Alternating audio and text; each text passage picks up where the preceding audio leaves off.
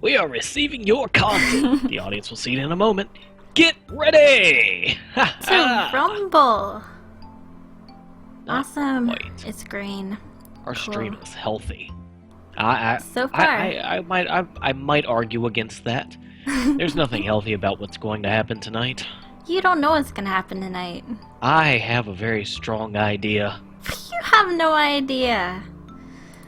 Alright. This is Bluebird Plays. Yeah, you might want to mute yourself. This is Bluebird Plays with Tretty. Say hi. Hi, how are we doing, everybody? And we are going to be continuing our playthrough of Ambre. It's been a while. Tretty had to recover from the last playthrough.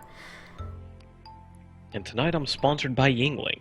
Yingling, burning off terrible memories of part, what was that, 3, 4, something like that? I think it was part 3. This is part 4. Uh-huh. So the game plan here is to get as far as we can until we tire out, pretty much. The game plan here is to make Tretty as uncomfortable as possible and demand a call social services on Bluebird. But look at this beautiful kid's face. Just adorable. We've had talks about that child's face. She's so We've happy. had talks about that. She is currently snuggling the German contingent that was plotting against Russia. The doc doesn't seem too happy about that, actually. Well, no, because that's Hitler, and we all know what happens to Hitler. He kills Hitler. Alright. Let us continue and see where. Okay, it should be the latest one, which is August. That was a while ago. Alright. Yeah. Your turn. I'm actually not seeing anything on my end yet. Just give it a moment. Hopefully. Yeah, you might need to reshare your screen with me, because I am seeing just the opening screen. There it goes. I see you jumping back and forth. Well, now I'm scared. Is it okay now? There we go. Okay. Oh yeah, for once in my entire time in this game, I managed to read ahead.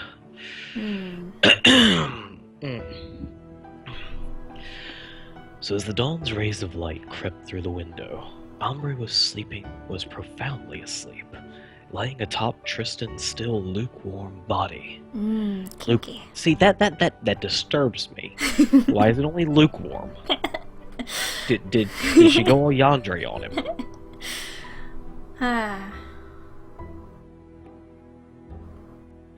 Yeah, I'm not seeing anything. The game's not updating for me. Oh no. Oh no, mayday, mayday. Close the game and restart it, maybe. Okay.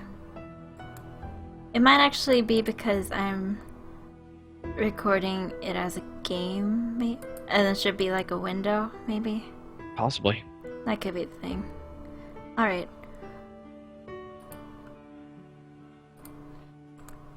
Good memento, folks, while I figure this out really quick.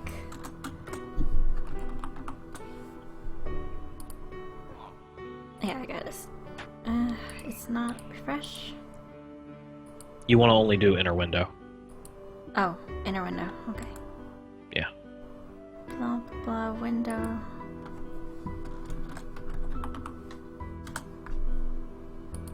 Yeah, it's not showing up. Is it this? That can't be it. Refresh.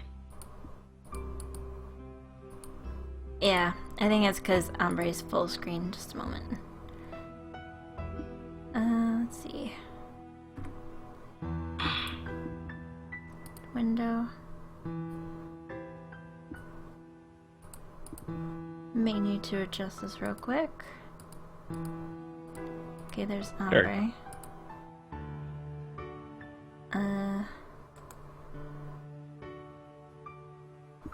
Position. Size, fit to screen. Position size. Yeah. I don't know why it's not showing up. Now refresh. Refresh Ambre. Yeah, it's still not showing up. It Now might open be Ambre. because it's... Open Ambre. I already opened it. No. Move your OBS. Yeah?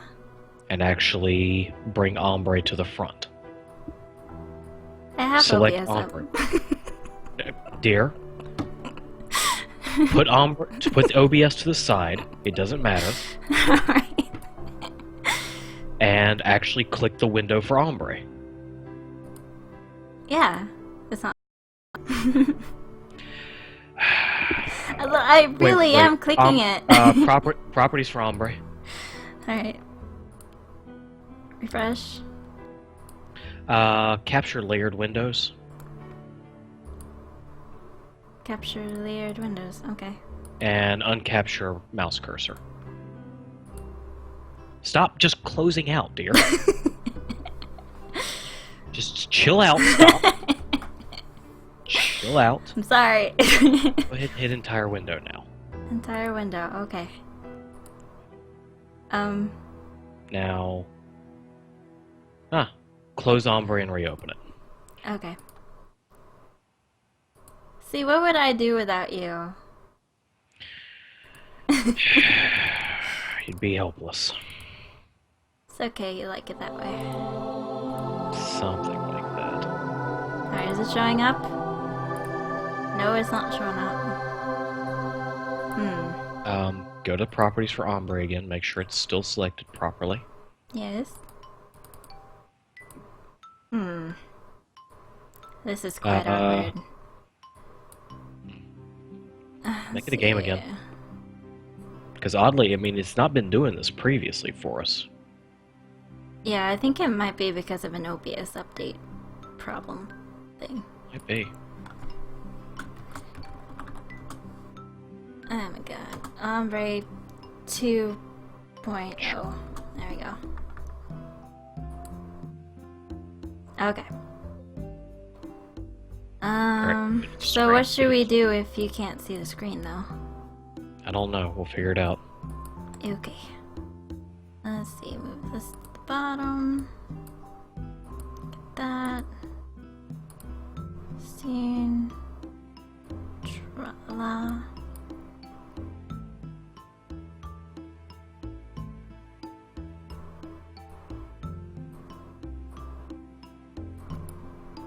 I'm very finicky with this. There we go. Okay. Let's continue. Or try.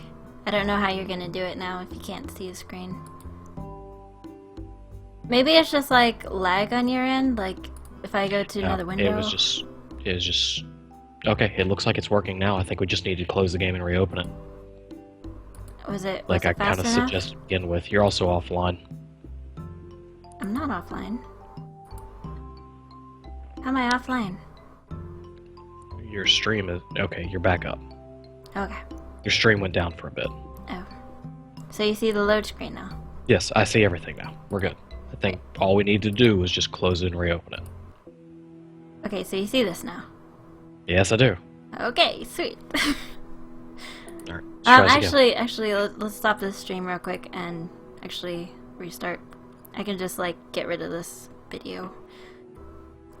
Alright, make sure everything's up. again. Takes like 15 seconds or something.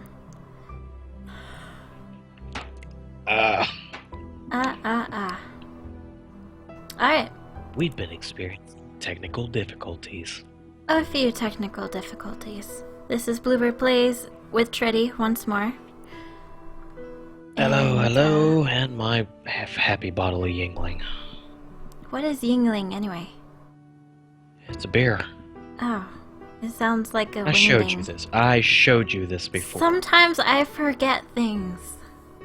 I made you try one of these. I'm very forgetful. Uh-huh. I remembered the wine with the dog on it because it's got a dog on it. Because it's got a dog on it. That's how I remember things. Anyway, we are continuing our playthrough of Ambre. We have some technical difficulties, but everything should be up once more, and we should be fine once more again. Hopefully. Physically, maybe. Mentally, we'll see. No mental scarring. Not yet. No. When we finished our last part, there was mental scarring. Nah. You got over it. You're back.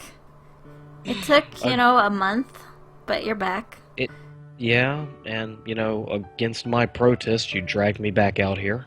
Indeed, we gotta finish where we start. My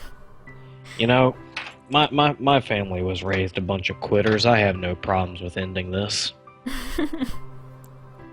You gotta be the one. You gotta be the one to not quit. Someone please tell me I'm allowed to quit this. No. Your turn. Alright. As dawn's rays of light crept through the window, Ambre was profoundly asleep, lying atop Tristan's still, lukewarm body. Eyes surrounded by dark circles, the weight of regrets, a fatigue he couldn't get rid of. He stared at her with a sad smile on his face. No, that weight is the little Lolita that is laying on top of you, smothering you with the wrath of social services. I don't think social services knows this story just yet. Yet. It was only a dream, right? When you wake up, you'll be a kid again, right? The only answer he got was a light groaning, softened by such a serene face. He left a kiss on her fresh cheeks, because, yes, that's a perfect way to react after having a minor breakdown mentally. Minor? Only Oh minor. God, this isn't happening. Oh, yeah, kiss. As soon as he did, the sleeping lips spread to form a happy smile. Well, she's happy, so it can't be wrong. I wonder what you're dreaming about. Say, won't you invite me over there? What?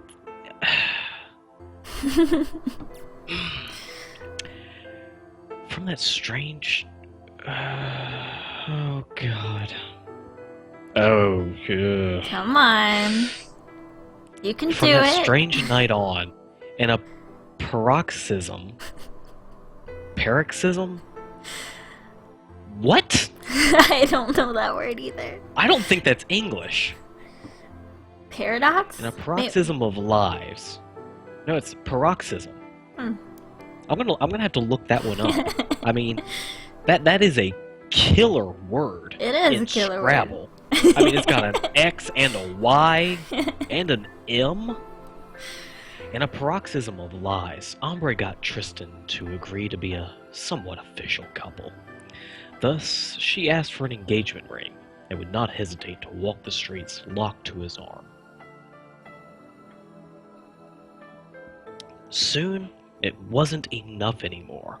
Avidly, voraciously even, she couldn't satisfy herself with the girlfriend status. She needed more. She needed to surpass the woman that was there before her, her invisible rival, whose shadow was always looming like Damocles' sword. Damocles? Damocles, I think. Sword. I apologize to the Greek majors.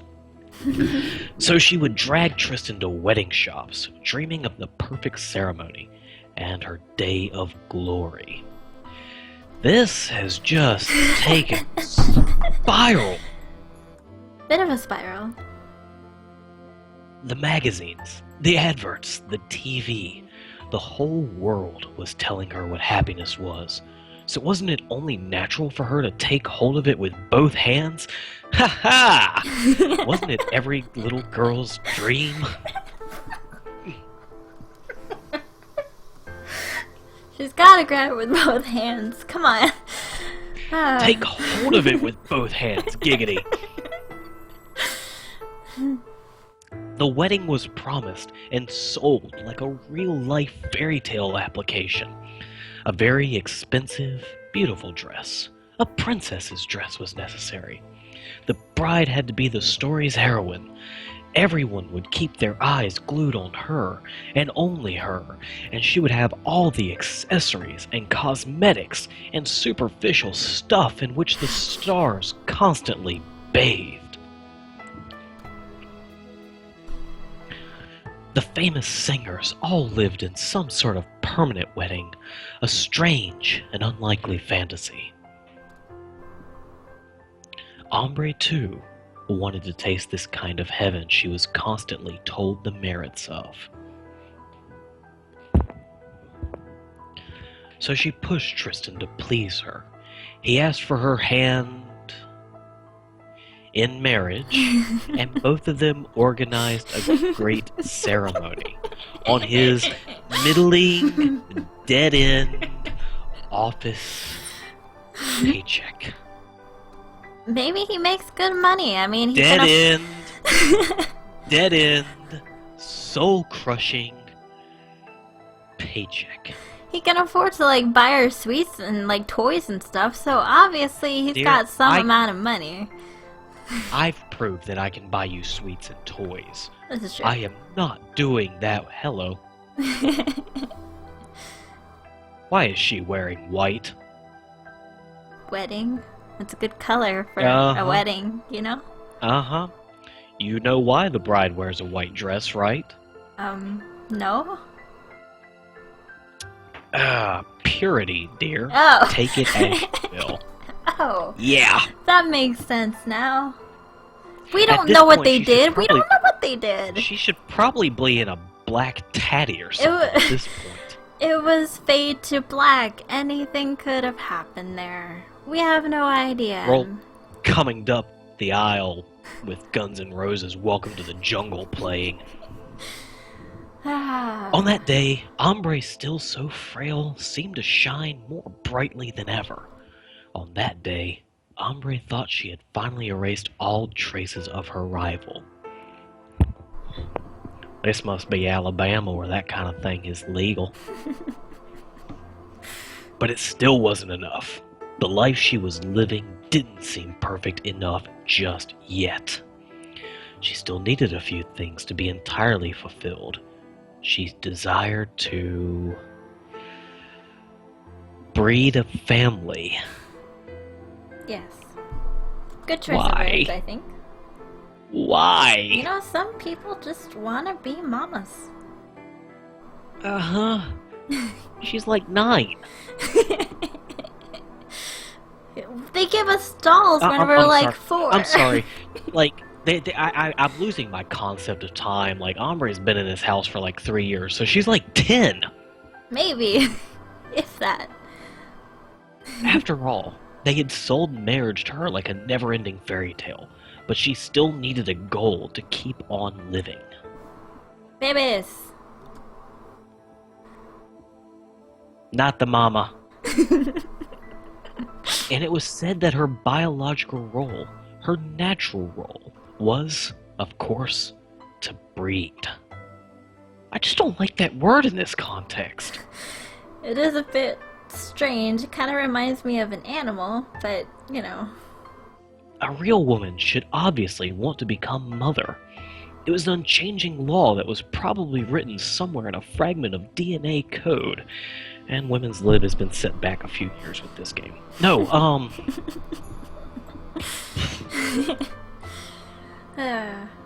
Well, if I didn't think I was gonna, this was gonna get hated on with my own comments, we're gonna let the, we're gonna let the setback of putting a woman in their place to do the rest of it for us. A real woman should have a child, preferably a girl, so she could educate her on all the moral codes she had received, her living doll to play with, brush her hair, play tea time with. And, I've got an argument. I'll go ahead and interject on here. No. Should have a boy so that he can carry on her husband's name. That's the type of child should be had. If we're going to go this far, we should be having a boy. This is true. Yeah. You had to busy yourself with something to fill your existence or to access some kind of eternal fantasy. It depended what? You had to busy yourself with something to fill your existence or to access some kind of eternal fantasy. It depended. I don't like the way that sentence ends. This need, a project as a couple, or just an implicit order that came from within? I mean, she's hardly, a teenager, and her biological clock is, ringing. Crazy? That's Yes. terrible. We're gonna get, 30 minutes into this, and she's gonna start having hot flashes. Ambre had read and seen everywhere that those who didn't want kids would automatically be unhappy without realizing it. Immature, almost handicapped by selfishness or neurosis. Hey, I resemble those remarks. True love should bear fruits just as the princess should be reveled only by a prince. That's where Cinderella's myth lay. Oh, God, what? I was kidding about her going into hot flashes. Does she have, like, that, little people old age disease?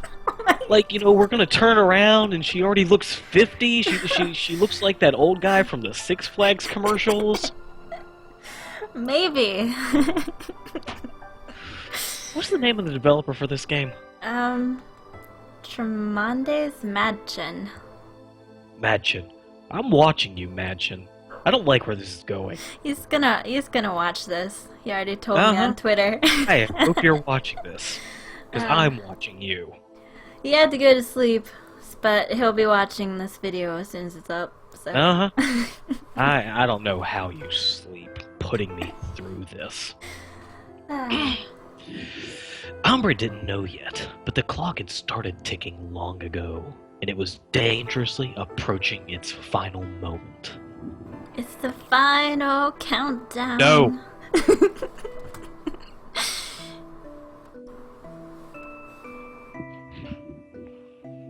Tristan Mallory took the desire of the young lady to procreate coldly. Oh, stupid Geo first. Clumsily, he did his best to pretend that they had a lot of time left, that they'd think about it later on, that he was ready to wait, but she kept insisting more and more. Thank you, Tristan, for being level-headed for once.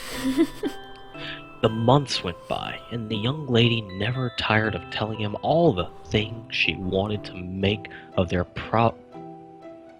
providential? Are we Canadian now? We're doing providences? All the things she wanted to make of their providential baby, describing from A to Z how she intended to educate it and the accessories that would be necessary. All the most expensive stuff. Buy it live on Target.com.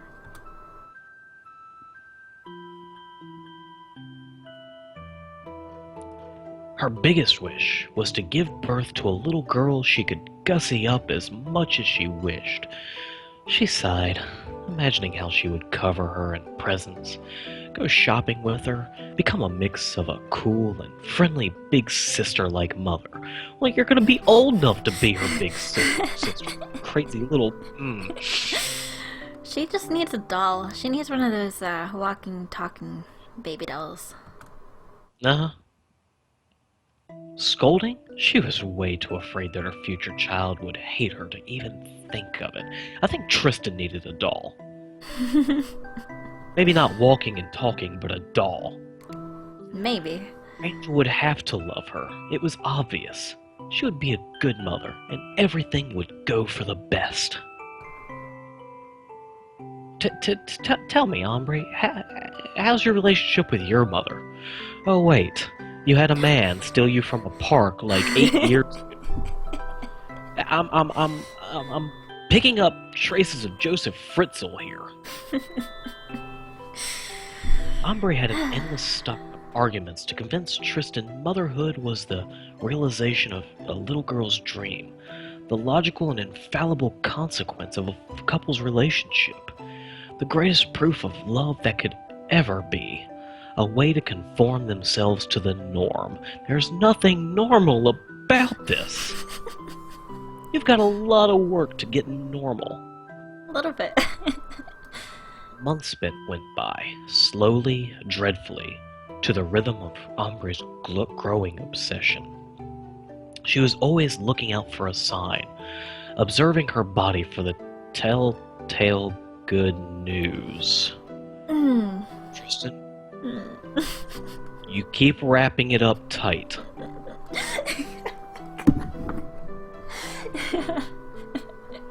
Implications. Oh God, the implications. Try after try, she repeated that this time it would work. Though, she had to admit something was wrong, that something wasn't working. Yeah, Tristan, because of what you're trying to do to him. Even though she tried her hardest, she still wasn't pregnant. A shower of doubts began pouring down on her mind. Tristan tried to minimize the problem, telling her that it wasn't so bad, that it would happen someday, that they had so many other things to live for. But it was too late. Ambre wasn't listening anymore. Oh God, don't tell me she's gonna start cheating on him. That'd be awful. I might have to rage quit again if it turns to that. She absolutely needed to go to the doctor to get her body checked up, to understand the problem and fix it. She wasn't going to give up when she was so close to her goal. And what better way to meet this goal than to go to, a medical professional? She's going to have some questions to ask about this relationship. I think you A would. good, sane medical professional. That hopefully puts the kibosh on this entire thing and calls protective services.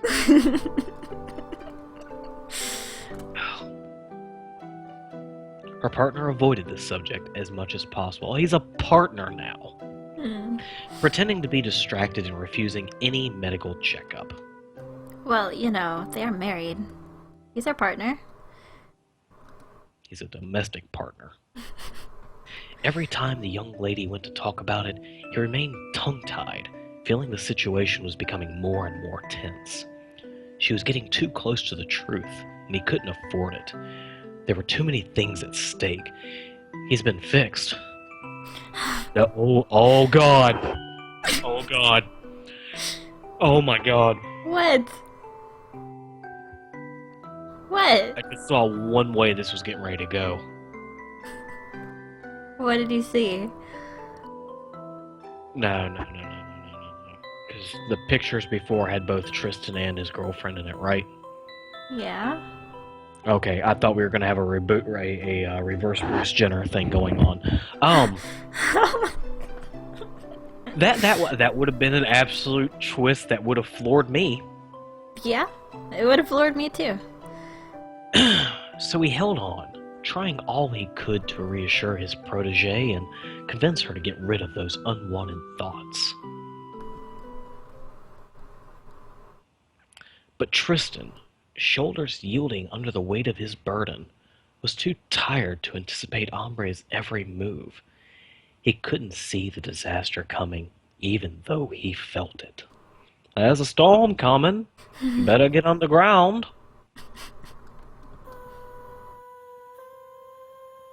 Ah, jeez. Let me read. I want to read. Alright. One day, while he was at work, she took the opportunity to go to a doctor at her city's central hospital. She explained the situation and pleaded with him to help her bear children. He gave a long sigh and stared at her from head to toe. Finally, in honeyed tones, he suggested amiably, you can be the doctor. Oh, I was hoping it would be Shu. Me too. There's no need to try that hard. You'll only hurt yourself further. Don't play dumb. You're very well aware of your sterility, aren't you? Oh, hi. It's not the end of the world, you know. There are assisted procreation techniques that will work very well nowadays. In vitro fertilization, for example. Why don't you try to think about it? I'll be honest, I've been stroking my goatee the entire time I've been reading it. I felt it was needed. I'm not surprised. The young doctor tried to be as positive and comforting as he could young. be. Well, he might have a goatee. But the blow had already been dealt. Ambre was in shock. Wait, how does Tristan know then? He might not know Tristan yet. made her sterile. Tristan made her sterile, I bet. Whoa. How? I don't know. I don't know. Cursed something. It was the room. The room cursed her. Her dreams crumpled to pieces in an ocean of dust and litter. Maybe he's just got a very large piece of tackle. And it made her sterile. No, the images. Mm-mm. Mm-mm. Mm-mm. Tristan Mallory, a.k.a. Vlad the Impaler. Oh. She left the hospital completely destroyed, speechless and cold and as mechanical as a robot. She heard nothing of the doctor's last kind words. All she knew was that she had to go home. Once she was outside, the sky's blinding gray light left her lost for a bit. She was obviously in the city where she had always lived, but the buildings, the cars, and the people passing by had all turned to ghostly and haggard silhouettes in her dark, upside-down world. Her sight blurred little by little as she walked aimlessly. The city crumpled into gigantic piles of ashes. Voices of the passerby around her changed into soundless language, metallic and meaningless. Ambre managed to get to the park, mechanically, not really knowing how, a terrifying angst seizing her from inside. And then, a crushed 30-year-old worker in a dead-end job found her sitting on a swing. Let's tell the story all over again. Seeing nothing, understanding nothing, she fell on the grass, wide-eyed. All of a sudden, the gray-filtered images of her past came back to her mind, and reality brutally hit her in the stomach. Kapow! Oh no, don't tell me we're about to have a Carrie-type moment. I don't want that. Oh, what type moment? Or Sybil. Sybil is the movie I'm thinking about. Oh. Wait, that's a movie? It's a TV movie. Oh, I never watched it. Really? Okay. It's impossible. Why? Why me? Even though I am normal, I'm not a piece of trash. No, it can't be. My dream. I wanted to be happy. She remembered. She remembered the mirror. The mirror. The mirror. The crude light above the mirror that showed her all of her flaws. All of her imperfections. The excruciating need to be perfect, to be flawless. Flawless like the models, the actors, the singers on every screen that were all constantly visible. To be seen, to be admired, to have every corner of yourself analyzed. Never break down, always be perfect, take care of every detail, hide everything. Keep everything deep inside yourself, even if it means the surface will weaken and crack under the weight of lies. Let it go. Let it go. No. The mirror. You know, I feel a little bit bad. I imagine there is some deep message that's actually supposed to speak out to a lot of people going through a lot of troubles like these, and people with these self-esteem issues that turn around and they try to make themselves perfect, and then they're dealt these crushing blows and they have to move through it. And here I am belittling the entire thing because I'm an asshole. I'd like to apologize to everybody. I'm not going to change, but I'd at least like to apologize because this is who I am, unfortunately. I'm a bad person, but I recognize I'm a bad person, and while I don't necessarily know the steps to take it, don't let me kill this game for you. There's a message in here, but I'm just terrible. Believe me, he is just terrible. It's okay. I understand the message. I'm female. I get it. The mirror. I'm way too full of myself. I guess I just don't get it as well. You just have not looked at the right magazines. No, and I refuse to. We'll have a talk about the difference between guys' magazines and women's magazines later on. Ah, the mirror. What about it? In front of which she carefully put on makeup for long minutes. That miraculous product that could erase every one of those damned imperfections, those goddamn traces of humanity. I'm gonna need you to watch your damn mouth. Shave her legs, not leaving a single hair. If she's a girl, she shouldn't have that much hair. Just saying. Frame her brows. Choose the outfit that will make her look her best. Add a layer of makeup to the face to make one's identity disappear, to be replaced by a single form of beauty, a majestic beauty, an artificial beauty, but an impossible beauty to attain. Maybe she's just a very hairy little girl. I mean, it happens. Yes, to particular nationalities. We won't get into that because I don't want to get that much hate. You're a terrible person, we know. I am. The mirror, in front of which she could weigh herself, in front of which she could tell herself that she should watch what she eats, become thinner, become more beautiful, more desirable, throw up. Throw up every extra, keep only what's essential, admire herself in front of the mirror. Alright, I'm starting to feel bad about all this. Throw up.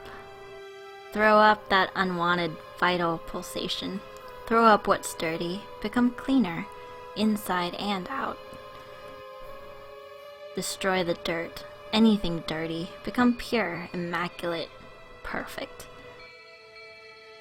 The mirror, other people's stares, that permanent mirror vanity, believing you exist, destroying yourself bit by bit, becoming unable to survive by yourself, to stand the growing loneliness, the implacable struggle against yourself. Mind almighty against the body, forcing it into submission, forcing it to remodel itself to fit whatever you wish it to be, forcing it to become soul's one and only avatar. Not being able to accept yourself, the endless racing against time, nature, constant effort to kill yourself, to prevent yourself from existing. An ethereal body, dreamlike, a corpse's body. Okay, this took a, this was tracking nicely down the pathway of pedophile and took a hard right on mental issues. I'm legitimately starting to feel bad. The mirror staring at the bottom of my heart. Wait, is it Ambre? I guess it's her. Yeah, we're still as Ambre. Okay. He knows everything. But it's more of a internal monologue, really. He sees everything. I can't escape it. I cannot escape. Locked in by her obsessions, Ambre convulsed, letting out several piercing shrieks. I'm gonna need another beer. It has to stop. It has to stop. Suddenly, the emotional pressure became so strong, typo right there, that she completely lost all sense of reality and her brain went blank. She moved no more. She didn't pronounce a single word. Motionless on the park's grass, eyes still fixed in a terrified posture, you might have believed she was dead if she hadn't been breathing faintly. The world seemed to freeze, explode, die in an insufferable shriek of agony. Her world. Your turn. Ugh. The clock had struck midnight, but Cinderella wasn't ready to give up on her dream.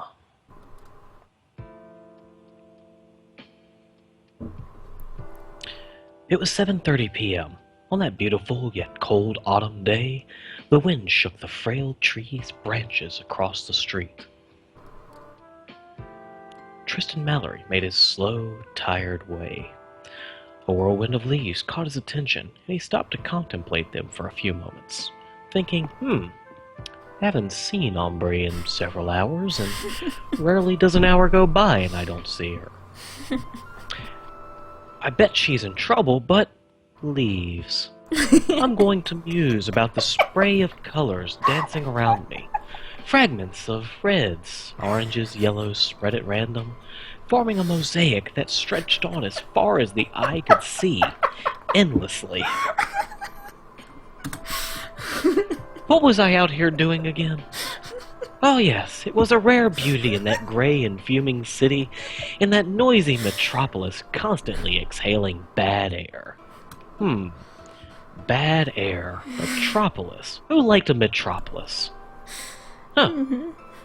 Coming back to his senses, the 30-year-old man shook his head. That wasn't the time to be daydreaming. He had to go home. Ambre was waiting. Yes, at home. As usual, she would probably ask him about her future pregnancy, what name they should give their kid, and how they should decorate his room. His? I thought it was a her. Tristan, you're not listening.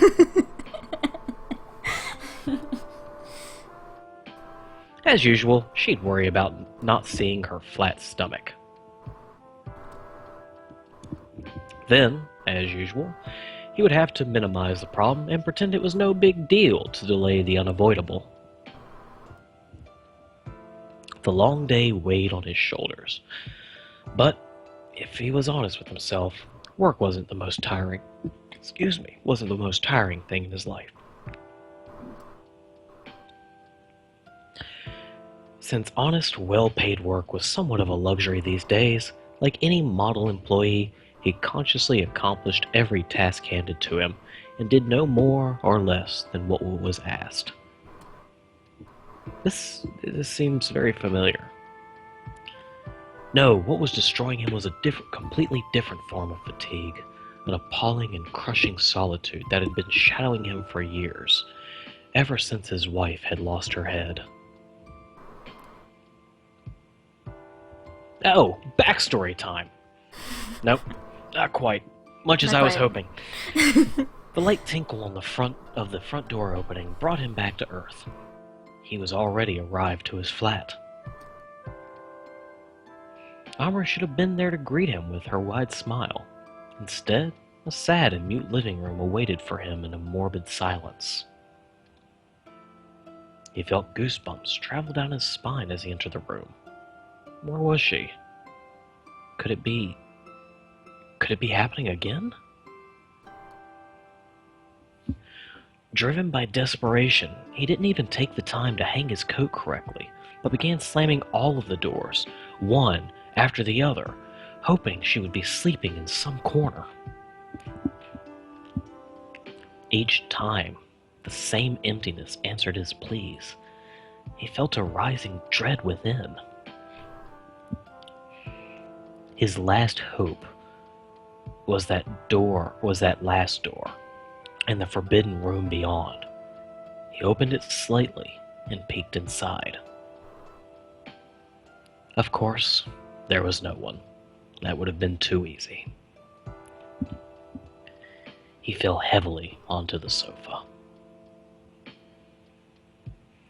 The crushing solitude came back in full force, crushing him again and again, wounding his face with invisible cuts, the cuts of time.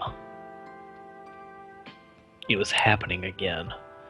Ambre had gone crazy. She'd run away once more? Oh God. Oh God.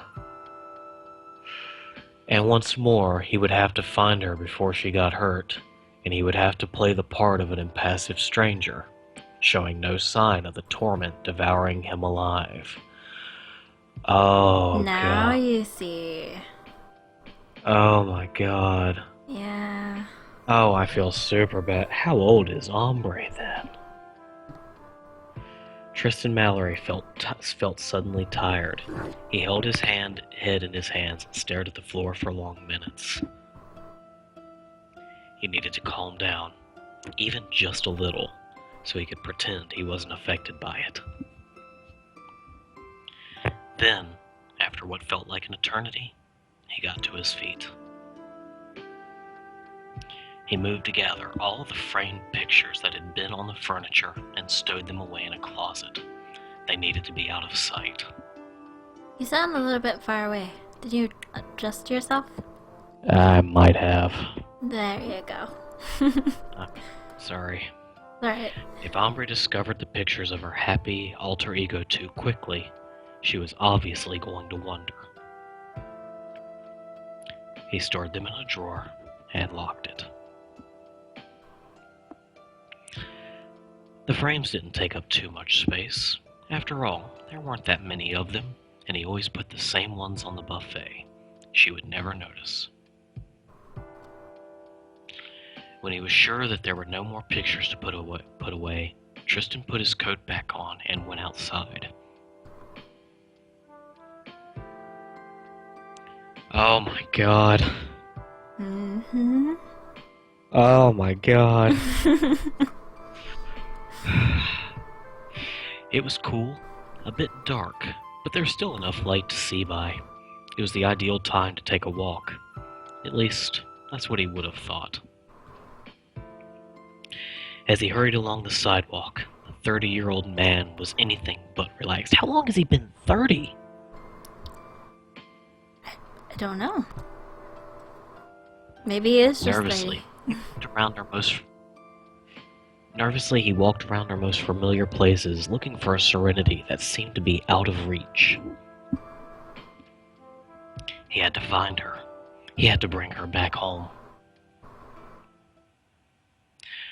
While he was passing by a park near his home, Tristan heard a high-pitched, almost inaudible plea.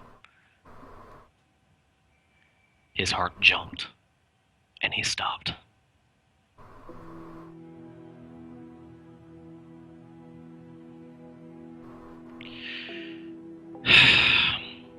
In the dim light of the setting sun, he made out the silhouette of a little girl sitting on a swing with her head bowed. Tears rolled down her cheeks. He came closer, slowly, as not to surprise her, and he examined her attentively. He was indeed standing in front of his wife, Ambre Mallory, who used to be so charming. She was still pretty, but she seemed to have aged prematurely. White locks here and there brightened her long hair to the point where you couldn't tell her age anymore. With that appearance, she could have been an old lady. However, she was in her 30s, like Tristan, who didn't appear any younger. Back hunched, looking haggard, eyes looking more lifeless than ever, she was crying. Her clothes were crumpled. She had neither coat nor scarf. There were scratches on her hands and arms, as if she had been in a fight. Did she roll on the floor? Did she harm herself? Regardless, she must have likely gotten hurt while running away. The park was completely deserted, and she seemed to have been there for a while. She must have run away hours ago, probably since the early afternoon. Otherwise, she wouldn't have been in a state where she would be able to cry. She would have been motionless, like a doll, unable to show the slightest sign of life, until, finally, she'd come back to her senses.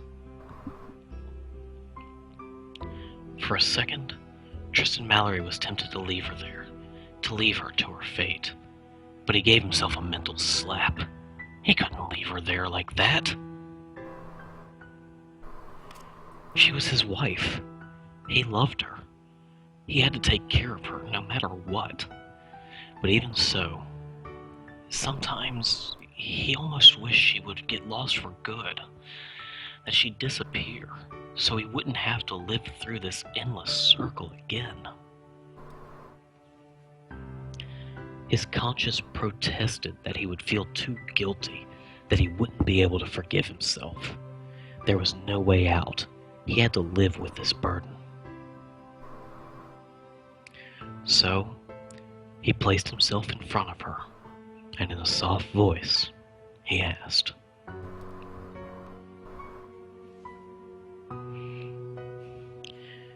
"Is something wrong?" His wife first seemed not to hear him. She was choking in her sobs, hiccuping, shaking with spasms. He was now sure of it. She had forgotten everything once again. Patiently, Tristan Mallory stroked her hair and repeated,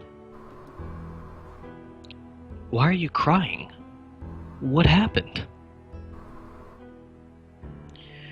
It took long minutes for her to calm down, even a little, but finally, with a faint voice disturbed by sobs, she answered while drying her tears. I don't know. I think I've lost something important. Really important. But I can't remember what it was.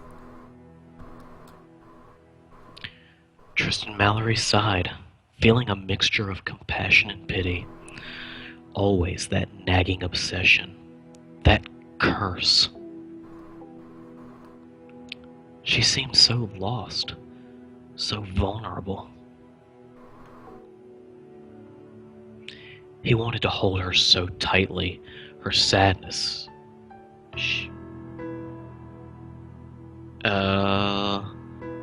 That her sadness melted away, and at the same time, within him, a voice was telling him that he shouldn't be too forceful. He shouldn't take advantage of her weakness. Ambre didn't recognize him anymore in the end. He would have to wait, even if the desire to ease his own loneliness was suffocating. The woman he loved was there, in front of him, and he couldn't so much as touch her. So, he tried not to lose face, to appear reassuring, but face to face with that mournful little girl, he was having a hard time. "Are you all alone? Where are Mommy and Daddy?" I don't know. "Do you live far away from here?" I don't know. "What's your name?" Ambre. "Well, Ambre, you can't stay out here in the wind. You're going to catch a cold, and you don't want to get sick, do you?" No, I hate being sick. "See? You've got to go warm yourself up somewhere. The night's getting close." But I don't know where to go. "In that case, what do you think about going over to my place? It's not far away from here, and it'll make a much better sleeping place than the swing."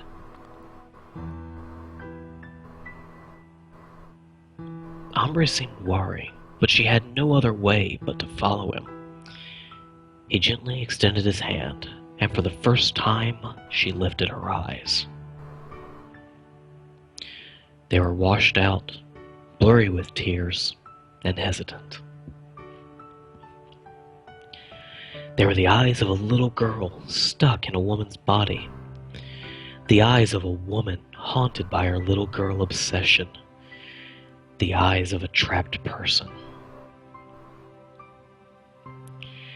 He thought it a good idea to show her a smiling face, to give himself a protecting role. Even with the fatigue, he caught her fine and frail hand and helped her get to her feet. Oh my God.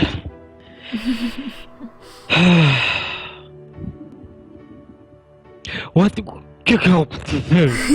shit is that coming up on him? Run, Tristan, run! Wait, what? Run! Come on. Some kind of zombie coming after him. Wow. Way to lighten the mood there.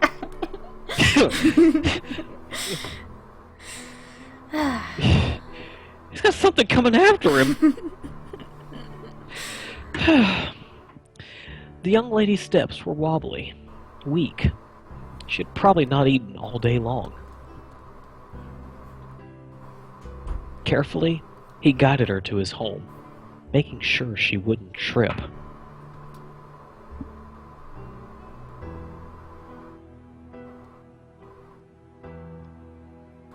No, I liked her better in the shadows. She does seem a little frazzled. She frazzled? Frazzled, yeah. She looks like she gives... No. Keep it somewhat clean here. Somewhat. She looks like she kisses boys behind the mobile trailer classroom for $5. $5. The 30-year-old man took off his coat and shut the door behind them. Make yourself at home. I'll cook you something.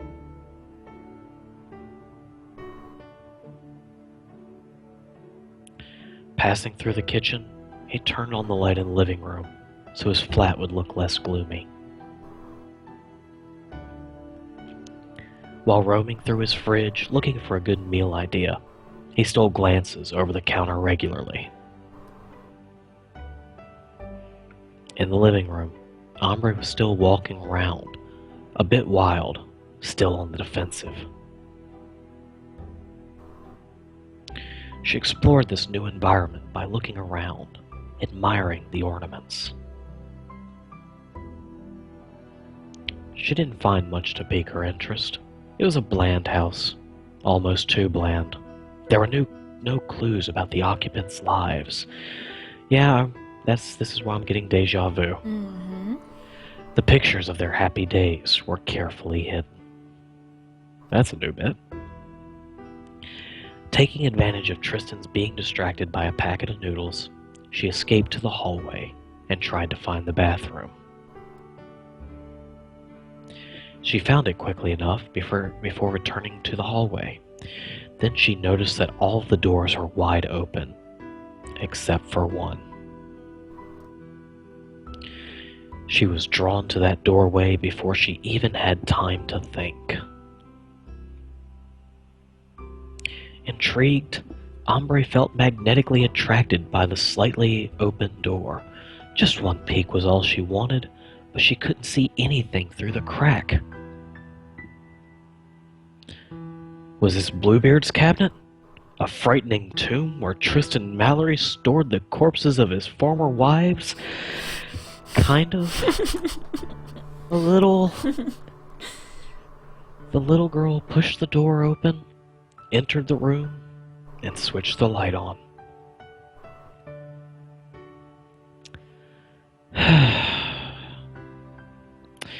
In the kitchen, Tristan sighed. He was cooking Ambre's favorite meals, but his eyes were too itchy. Shoulders plying, he noticed his wife's absence. He must have found her room. He grunted. His hands were mechanically preparing the meal, but his mind was elsewhere. Little by little, he slowed down until he stopped completely. Still as a robot, he leaned against the wall. God, what have I done to deserve this? When will she be coming back? When is she going to wake up? His face was in his hands. He cried silently in the empty living room. Will my tears reach you one day?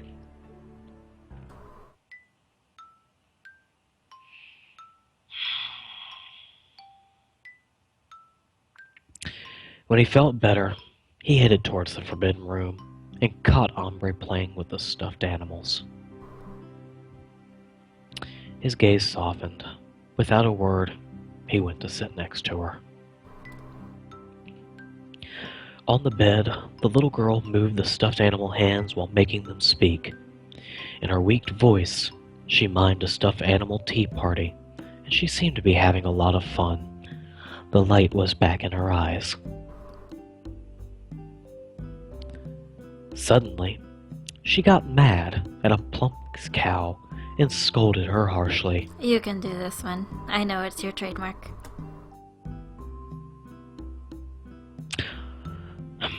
No, we cannot attack Russia in the winter. Our troops will freeze, we will run out of food. It is a stupid, stupid idea.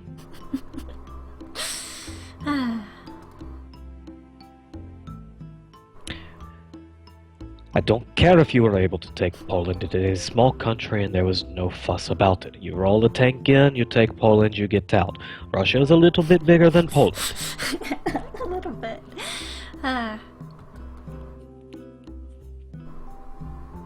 As a punishment, she sent the cow to the gulag, ordering her not to move before replacing her with a pony with long eyelashes. The stuffed animal tea party, hosted by the blue monkey, was obviously not going as planned. The 30-year-old man eyed the little girl's every move with care.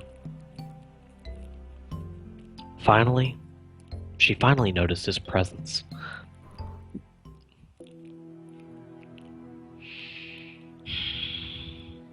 That evening, Tristan Mallory admired Ambre as she wolfed down her food. He felt half amused, half distracted. Seeing her so happy soothed his heart a little bit at the same time. At the same time, it was heartbreaking. He remembered the blissful days, already long gone. It wasn't easy, but he still remembered them. The beautiful young lady, her adorable smile, her cheerfulness, their promises. Confronted by Ambre's overflowing enthusiasm, Tristan Mallory couldn't help but smile faintly, almost pitifully. Yes, that's it indeed, he kept telling himself, as to reassure himself. All I'm doing is keeping her around until she remembers who she is and what she's lost. Waiting for her to remember, if she ever managed to someday.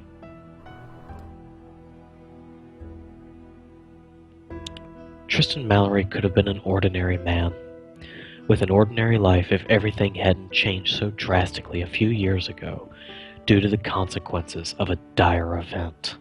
Oh no, she inflicted this on herself. Since that day, he was stuck in that infernal circle, a struggle that seemed never-ending. He had been so happy, fulfilled, with the woman he loved, the woman he had married. Ambre, the charming woman he had sworn his life to, had gone mad. He had never realized how obsessed she was about having kids, until their doctor told them she was sterile. A seemingly overcomable situation, but to her it was as if she had been dealt the death penalty. They could have put themselves in the hands of science, or just given up on that project altogether and created a new one that they could have been satisfied with in their everyday life. But she couldn't give up the idea. Ambre wasn't willing to let her little girl's dream go, or to change a world of the promised fairy tale. It was a must, and it had to go that way, and that way only. So the pressure she put on herself had the better of her. She couldn't be perfect. She couldn't perfectly conform herself to the absurd norm imposed upon her. Something in her head broke like a fragile thread. She had an emotional breakdown. Under her husband Tristan's bewildered eyes, she sunk insanely quickly in a madness as sudden as it was violent, and from which she wouldn't return. Refusing to face reality, she escaped in a long dream, a long nightmare, where she became out of reach. Ambre reverted to childhood, where everything was easier, where everything was still possible. She didn't recognize her husband anymore, or didn't want to recognize him. He had to pretend to not know her each time, and get closer to her each time, until she had a new breakdown, and everything would be reset again. He had to make her happy, and help her get better each time, even if it meant bending to her every will, even if it meant living in a world of pretend, even if it meant unrequited love on his part.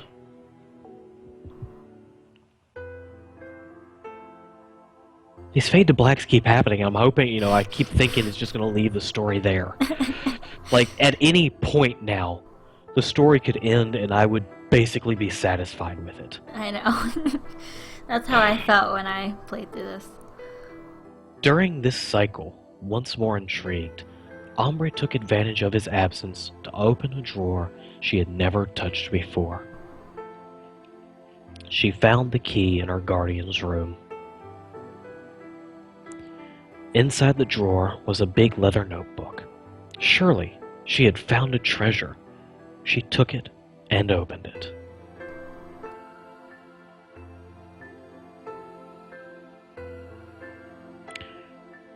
It was just a photo album.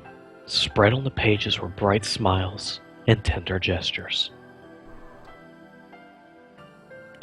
Browsing the pictures, the little girl discovered her garden, young and fresh, in the arms of a coquettish young lady. Dressed somberly and tastefully, she was strolling on the seashore, a shawl on her shoulders, or she was on a park holding an ice cream. But what caught her eye was a very particular picture towering in the middle of one page. Tristan, wearing a suit, was leading his lover out of a church with clumsy footsteps under a shower of flower petals. She looked so happy, so fulfilled, in her big and refined white dress that Ambre was stupefied. Even more so because the bride looked exactly like her. She's so pretty. What are you looking at? Tristan's sudden appearance made her jump so quickly that she dropped the forbidden object. The 30-year-old man's gaze sobered immediately.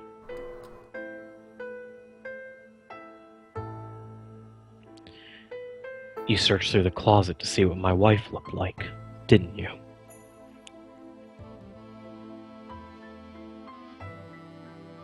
She answered in a shaky voice, guiltily. Yes? Are you going to scold me? No, come here and I'm gonna spank you anyway, though. Of course not.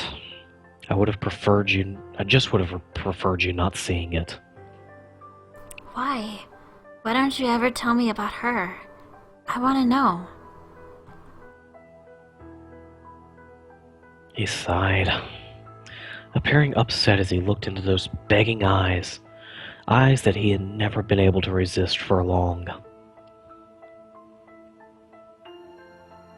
Reluctantly, he sat down on the couch and told her how he had met the one he thought would be his lifelong partner and related all they had gone through together.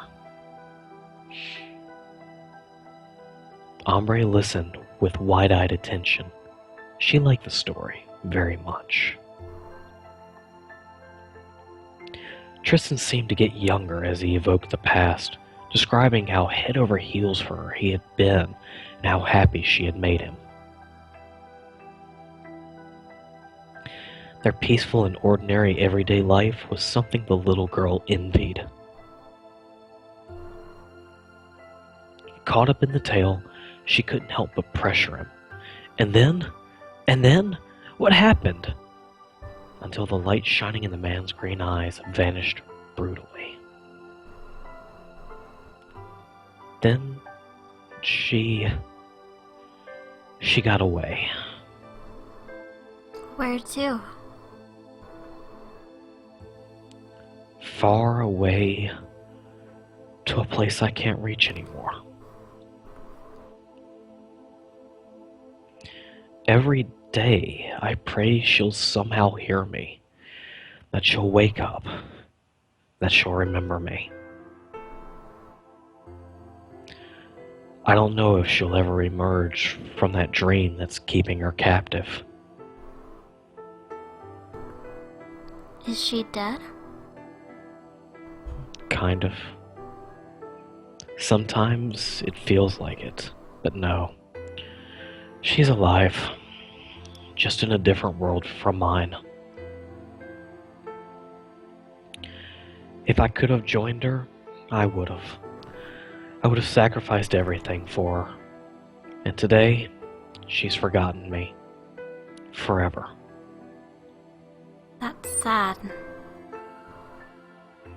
You don't know the half of it, baby cheeks. Tristan sighed again, head down as a heavy, crushing silence came between them. Could anyone imagine his suffering? Could anyone imagine what it felt like to be in his shoes? To see that your special someone couldn't recognize you anymore. That she had forgot everything about you and your relationship. When Ambre, the little girl stuck in a woman's body, asked him why he was crying, he wanted to scream. Because I love you, and we were so happy together. Because I can't live without you. Because I need you, your affection. Because I'm all alone. Because you're my wife and the woman I love. I beg of you, come back to me. Get a hold of yourself and snap out of it. But it was useless. He had tried already. Tried to shake her, to talk to her like she was his wife. But if he did, she would remain terrified and stay away from him. And, crying, she would tell him he shouldn't scold her.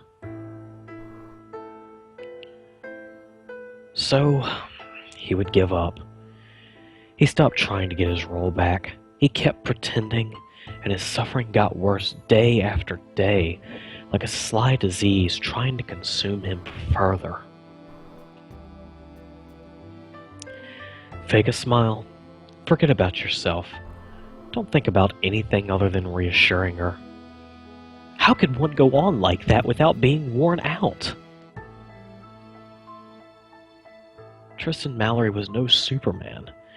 He was often on the verge of losing it.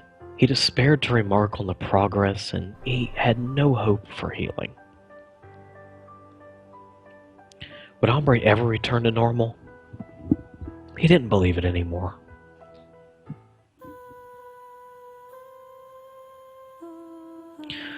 One evening, he was feeling more tense than usual.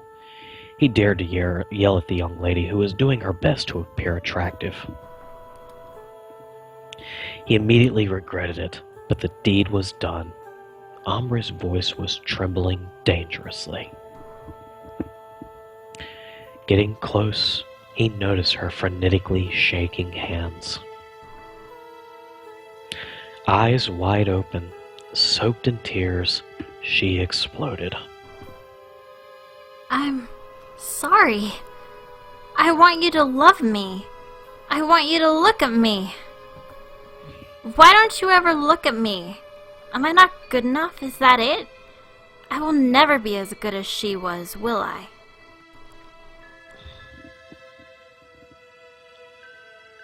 She? But, Ambre, who are you talking about? Dumbfounded, Tristan held her in his arms as tightly as he could. No, he definitely couldn't understand. He couldn't understand such intense and sudden sobs. He only loved one person in this world, only one. How could she believe for a second that she had been beaten by someone else?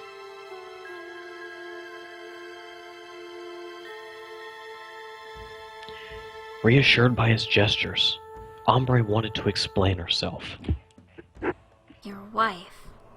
I can see her departure left you very sad. I wanted to bring a smile back to your face. I wanted to take her place so you'd forget about her. Oh, God. For a split second, Tristan Mallory was breathless. It was surreal. He would have pinched himself to make sure he wasn't dreaming. But no. The pain in his chest was far too real, too pitifully carved in him. Ambre, locked up in her little girl's dream, was becoming jealous of herself. She was trying to surpass her happy alter ego of the past. She was trying to remove herself from her husband's memories as if to rewrite the past, like some form of unconscious suicide. How could he answer such a declaration? How could he find the right words?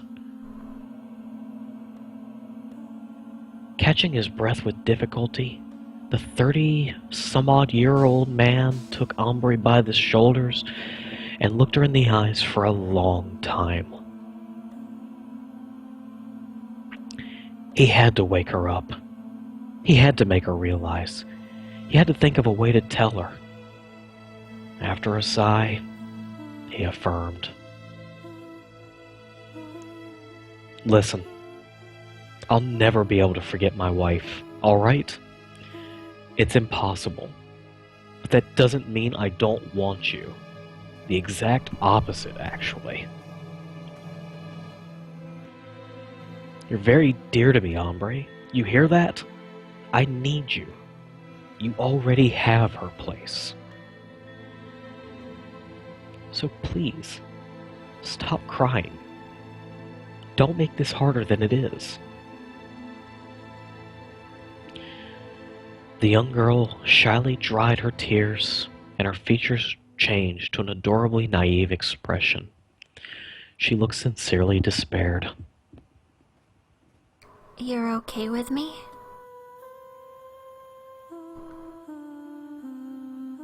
What made you think I'd abandon you?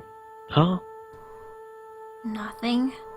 It's just that you seem to love her so much. I'm a bit jealous. Why is that? I don't know. When I look at those pictures, I can't help but tell myself I must absolutely make you happy. I think I love you. Tristan felt all of the courage and determination he had worked up melting, and he started sobbing as well. Did she recognize him? Just a little? Was that a sign from her subconscious? Did she begin to get a grip on herself? But I love you too. It's always been like that. I love you so much it makes me sick. For real? You're not treating me like a kid? Of course not. Then prove it.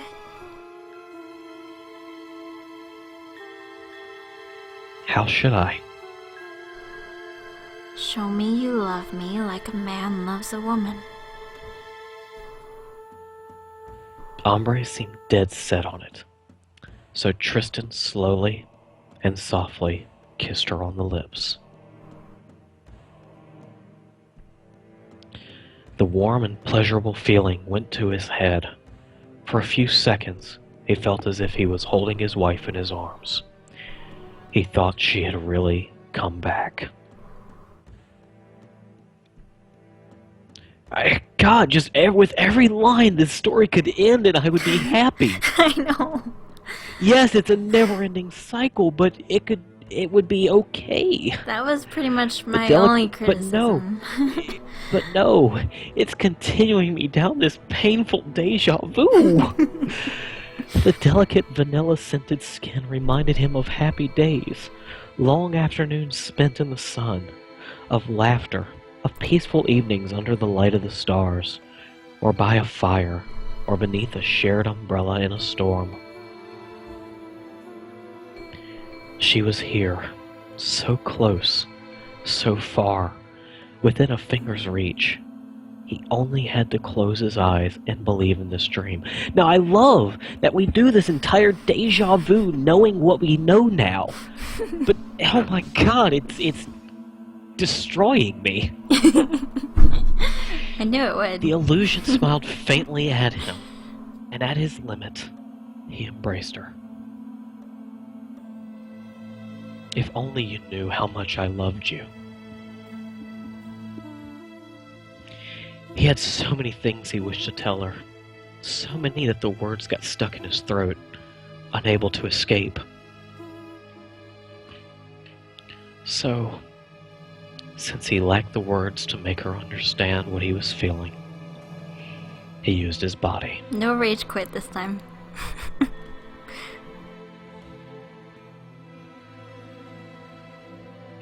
No! As dawn's rays of light crept through the window, Ambre was profoundly asleep, lying atop Tristan's still lukewarm body. Wow, they moved a lot faster this time. Yes. Eyes surrounded by dark circles, the weight of regrets, a fatigue he couldn't get rid of. He stared at her with a sad smile on his face. It was only a dream, right? And when you wake up, you'll be a kid again, right? The only answer he got was a light groaning. Softened by such a serene face, he left a kiss on her fresh cheeks. As soon as he did, the sleeping lips spread to form a happy smile. I wonder what you're dreaming about. Say, won't you invite me over there?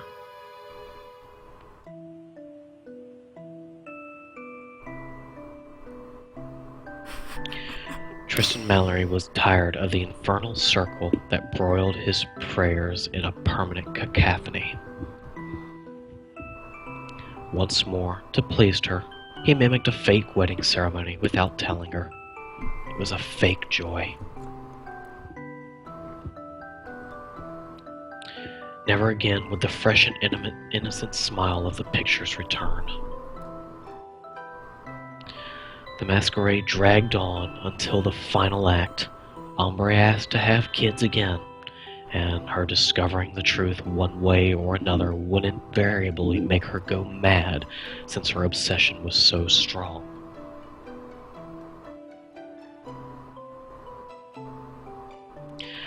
To counter the numerous relapse, the 30-year-old man often went to the hospital with his wife to discuss with psychiatrists in charge of her and discuss the eventual progresses.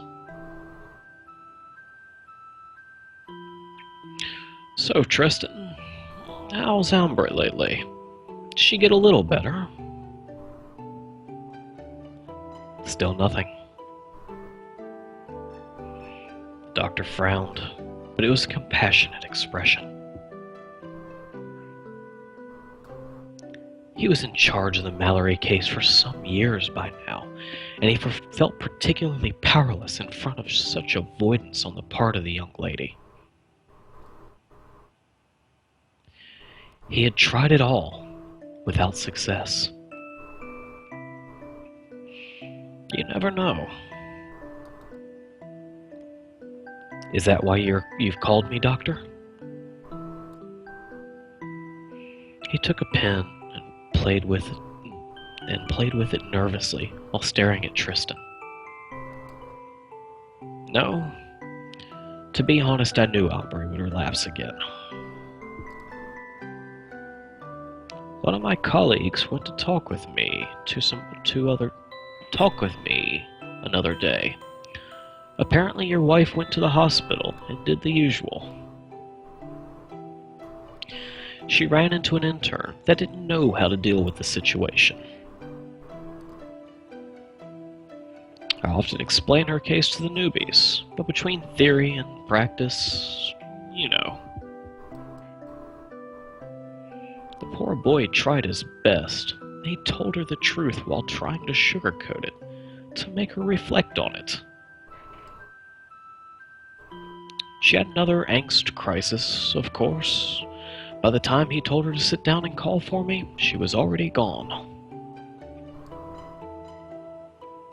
If it had been me, I would have tried to buy some time. Anyway, what's done is done. There's no need to apologize, Doctor. It's not your fault. You know as well as I do, she often has breakdowns, and lying to her about it doesn't do any good. Even so, I booked today's appointment so I could check on how you're faring and how she'd been since that unfortunate incident with my colleague.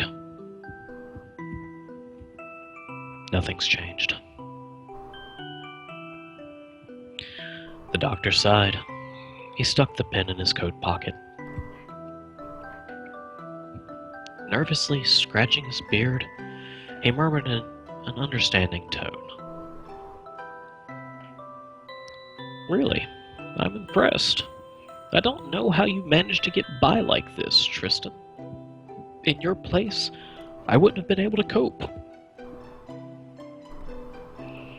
But I still have to keep you tracked too.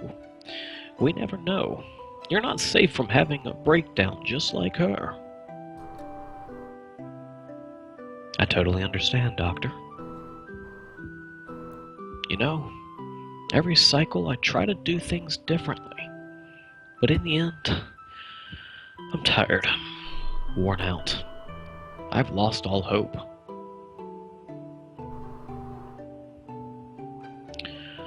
So all that I can do for her is to make her as happy as possible during that golden time where she's living a perfect childhood. All that's left of the woman I love is a shadow, so I hope she'll find the rest someday. The two men were contemplating Ambre, who was far away in the hospital's hallways, playing like a little girl. Suddenly, Tristan broke the silence, his voice trembling. Sometimes I wonder if she's ever going to get out of that prison she built around herself to avoid suffering. will she accept and face the outside world? Or is she gonna live in that eternal golden dream where everything's perfect forever? I wish I could promise you she will, that she'll wake up from the long nightmare. But something inside of me thinks she's never going to question her obsessions.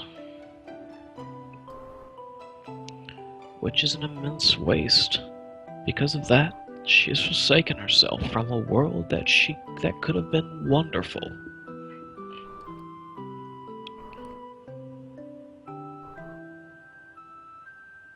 Meanwhile, Ambre Mallory was cheerfully talking to what she thought to be another little girl of her age.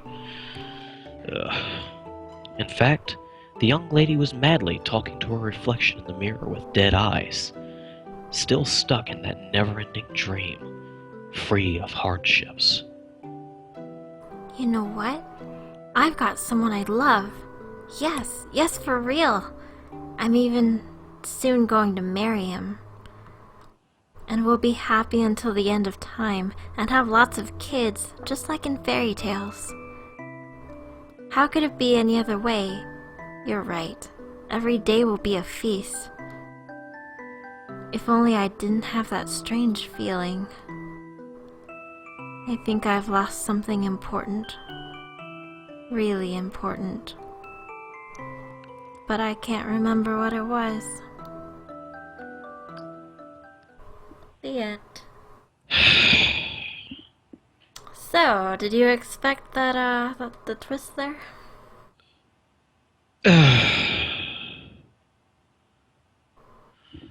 Oh my god. Well,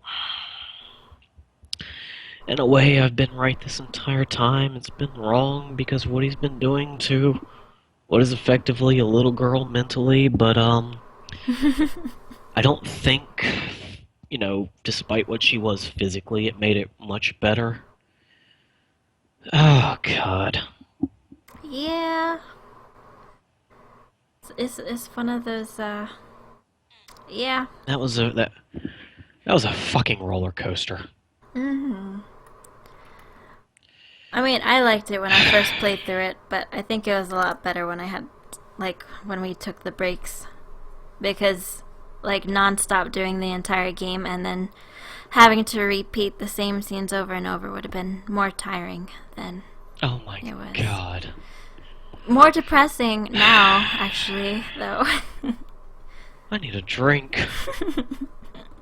And a hug. It's okay. You'll survive. Ugh. This was Ambre, and this was our first playthrough, me and Tretty playing this together. If you would like to see more, or if you have any suggestions as to what we should do next, please feel free to comment or chat me up on Twitter and we could talk about it.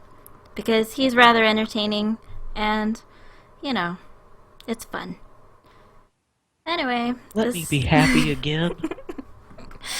Anyway. Please, if you make another suggestion of something sad like that, I will find you. And I will hug you. I will hug the life right out of you. Right out of you. Oh god. I need another drink. This has been Bluebird Plays with Tretty. Yeah, see you guys. Thanks for watching.